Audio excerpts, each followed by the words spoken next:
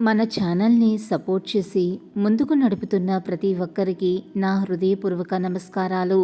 ముందుగా మన ఛానల్ని ఎవరైనా ఫస్ట్ టైం చూస్తున్నట్లయితే మన ఛానల్ని సబ్స్క్రైబ్ చేసుకుని లైక్ చేసి షేర్ చేయండి.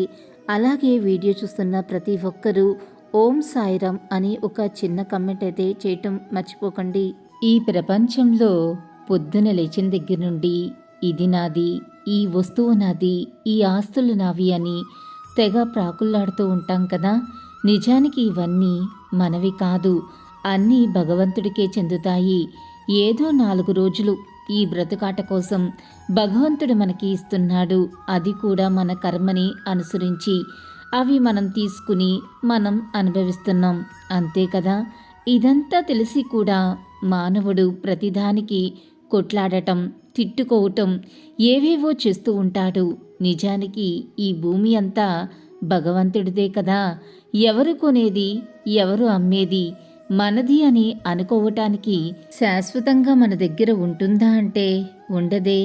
అలాంటప్పుడు దేనికోసం ఈ ఆవేదన చెప్పండి? ప్రతిదీ నాది నాది అని అనుకోవటంలో అర్థమేమైనా ఉన్నదా? లేదు కదా. అలాగే నేనొక చిన్న కథ చెప్తాను, వినండి. బాగ్చంద్ అనే మార్వాడి షిరిడీవాసి. ఒకరోజు ఇతని గడ్డివామి తగలబడిపోయింది.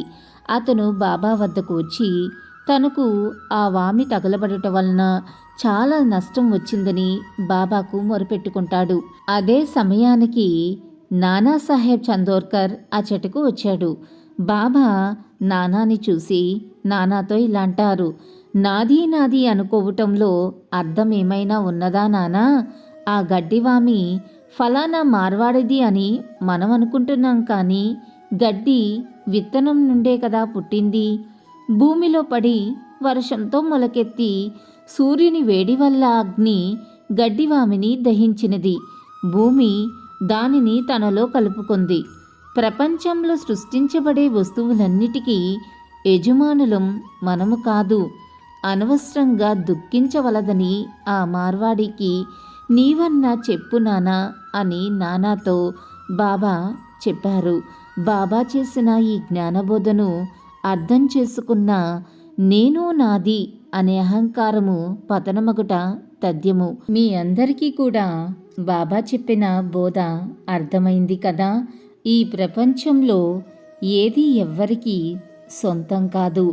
అలాంటప్పుడు దేనికి నీకు ఈ దుఃఖం? ఎవరి కోసం ఈ దుఃఖం? ఎవరి కోసం ఈ ఆరాటం, ఈ ఆవేదన చెప్పండి? పుట్టినప్పుడు నీవు ఏం తెచ్చావని బాధపడుతున్నావు, దుఃఖిస్తున్నావు, దిగులు పడుతున్నావు? ఏవేవో చింతలు మనసులో పెట్టుకుని బాధపడుతూ, కృంగిపోతూ, దిగులు పడుతూ కూర్చోకోకుండా ఉన్న 4 రోజులు కూడా ఈ భూమి మీద దైవ నామస్మరణ చేస్తూ సంతోషంగా ఉండు. అప్పుడే భగవంతుడు తాను చేయవలసినది తాను తప్పకుండా నీకు అన్నీ సమకూరుస్తూ ఉంటాడు. ఆయనకి తెలుసు ఏ సమయంలో ఎప్పుడు ఎవరికి ఏది ఇవ్వాలో. అందుకే దిగులు పడటం ఇప్పటికైనా మానేసి సంతోషంగా జీవించండి. ఈ వీడియో కనుక నచ్చినట్లయితే లైక్ చేయండి, షేర్ చేయండి. మరిన్ని ఇంట్రెస్టింగ్ వీడియోస్ కోసం మన ఛానల్ని తప్పకుండా సబ్స్క్రైబ్ చేసుకోవటం మర్చిపోకండి. ఇంకొక సరికొత్త వీడియోలో మళ్ళీ కలుసుకుందాం. అంతవరకు సర్వే జన సుఖినో భవంతు. Thanks for watching.